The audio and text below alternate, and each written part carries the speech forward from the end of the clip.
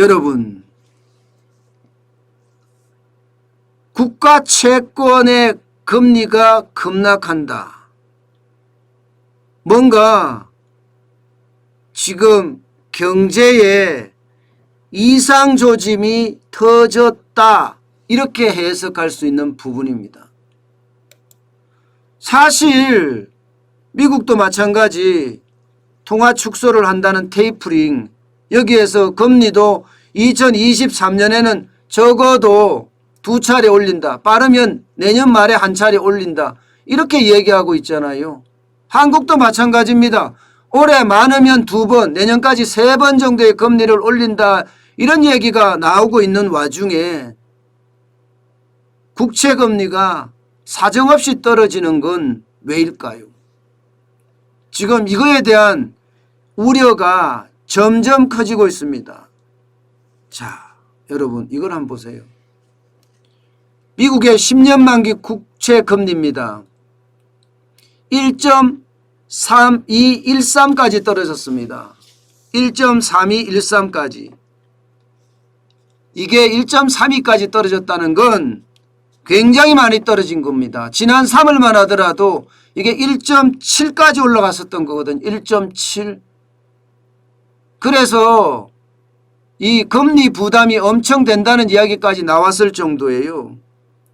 그러다가 여기서 보내시는 것처럼 6월, 5월 말까지만 하더라도 1.57까지 올라갔던 국채금리가 1.32까지 떨어졌다는 것은요, 뭔가 시장에 큰 소용돌이가 치고 있는 것 아니냐, 이렇게 해석할 수 있는 부분입니다.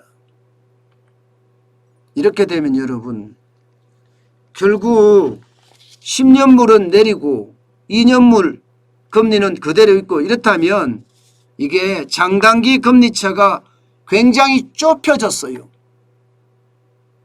지금 10년물의 금리 급락 때문에 2년물 국채금리하고 금리차가 110bp까지 좁혀졌습니다.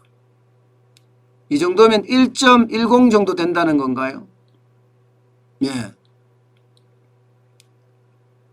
110bp면 아마 금리 장계가 굉장히 좁아졌다, 그 이야기를 말씀드리려고 하는 겁니다. 저는 장단기 금리차가 이렇게 떨어진다고 이야기하면요, 결국 이 금리는 어떻게 생각하면 충격으로 달가올 수도 있다, 이런 얘기예요. 이 BP라는 게 0.01%인가요? 그렇게 적용을 하면 되실 것 같습니다. 자, 이게 통상적으로 봤을 때 여러분, 장단기 금리차가 좁아진다는 이야기는 경기가 나빠진다는 신호탄일 수도 있습니다. 이 말은 어쩌면 지금 코로나19 때문에 경기가 완전히 망가졌다가 보복 소비로 인해서 경기가 지금 계속 올라오고 있는 상태였잖아요. 여기서 장단기 금리차가 좁혀진다는 것은 다시 떨어지는 이중 침체가 올 가능성이 있다, 이런 해석도 지금 가능합니다. 이중 침체가 올 수도 있다는 해석 말입니다. 실제로 미국의 비제조 PMI 구매관리 지수가 말입니다, 60.1이에요. 60.1. 떨어졌어요. 애초에 예상했던 그 구매관리 지수는요, 6월 달에 63.3 정도 되지 않을까, 이렇게 예상을 했거든요. 그런데 5월에 64인 것에 비하면 6월에 60까지 떨어졌다는 것은 뭔가 심상치 않다. 이것도 비제조 PMI잖아요. 비제조 PMI라는 것은 서비스업이라는 뜻이에요. 서비스업. 이 서비스업이라는 게 대면 아니에요. 대면. 미국은 지금 코로나19의 어떤 백신 접종 때문에 비제조, 그러니까 서비스업에 대한 거의 대부분이 회복이 됐다고 봐야 됩니다. 그런데 제조 PMI가 64에서 60.1까지 떨어졌다는 것은 경기가 다시 떨어지는 징조 아니냐 이렇게 해석을 하고 있습니다. 일반적으로 PMI 제조 구매관리 지수 같은 경우는요 50이 기준입니다. 50이 기준이고 50보다 높다 이러면 이게 경기가 좋아진다는 신호탄이다 이렇게 해석할 수 있거든요. 그래서 월가에서는요 60.1도 높다. 60.1도 높은데 무슨 걱정이냐. 이중침체 안 온다. 이렇게 이야기하는 사람들도 있습니다. 그렇지만 이 서비스업의 고용지수를 보면 굉장히 떨어졌다 이거예요. 50 이하로 떨어졌다. 지난 5월에는 55.3이었지만 6월에는 49.3으로 결국 50 밑으로 떨어졌다. 이것은 이중침체의 신호탄이다. 이런 얘기까지 지금 계속 나오고 있는 겁니다. 자, 그러면 도대체 이중침체로 갈 거냐 가지 않을 거냐에 대한 이야기잖아요. 여기에서 우리는요 큰 고민이 하나 생기게 됩니다. 미국이 지금 올해만 하더라도 7%를 성장한다고 이야기를 하는데 그러면 우리나라의 수출이 그만큼 많이 늘어난다고 생각을 했는데 여기에 벌써 이중 침체의 어떤 조짐이 보인다.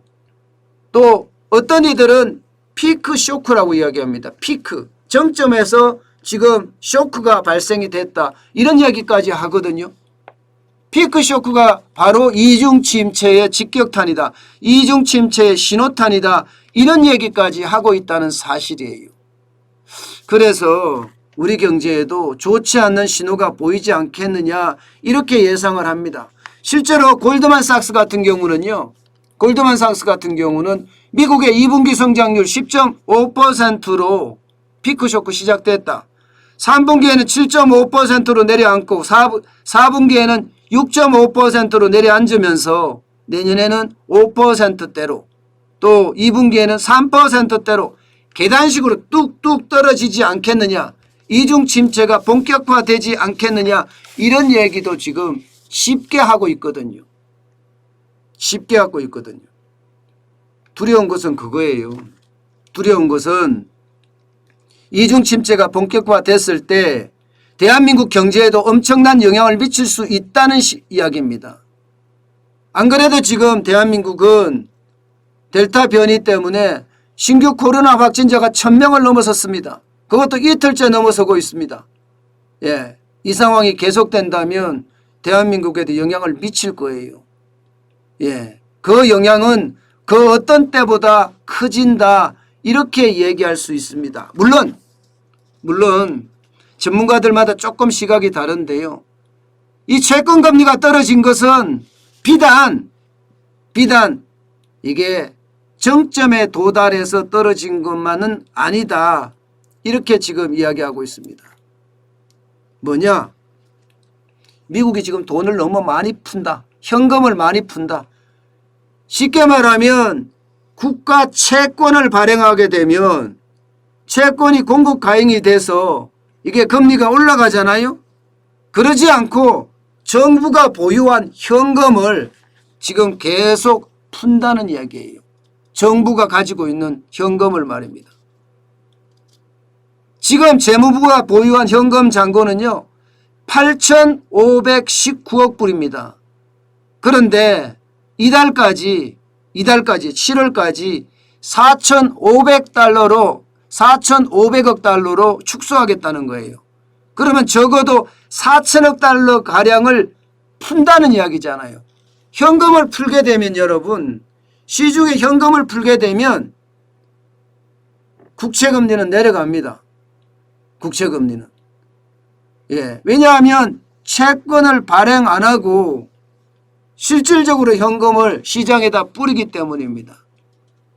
이렇게 지금 전문가들 사이에는 채권의 금리가 내려가는 게 이중 침체가 아니라 미국 재무부가 현금을 뿌리기 때문이다. 이렇게 해석하는 부분도 있습니다. 분명한 것은요. 제가 서비스업에 대한 피크 쇼크를 말씀을 드렸어요. 서비스업이 내려가고 있다는 것은요, 실질적으로 피크 쇼크가 될 가능성도 있다. 이중 침체가 올 수도 있다. 이런 얘기입니다. 그래서 늘 우리가 준비해야 될 거는요, 이게 만약에 인플레이션이 계속되는 상태잖아요. 예. 그 상태에서 피크 쇼크로 떨어진다. 이 말은 스태그플레이션에 걸린다는 이야기예요. 저성장 고물가가 된다는 이야기입니다. 저성장 고물가는 한번 걸렸다 하면요, 그야말로 백약이 무효하다 이야기할 정도로 심각해집니다. 그래서 그 어느 때보다가 여러분, 우리가 알아야 될 것은 저성장의 고물가 시대가 도래할 가능성이 커졌다. 저는 이렇게 말씀드리겠습니다. 이 말은 돈이 더 빨리 휴지 조각이 된다는 뜻이에요. 저성장 고물가는 말입니다.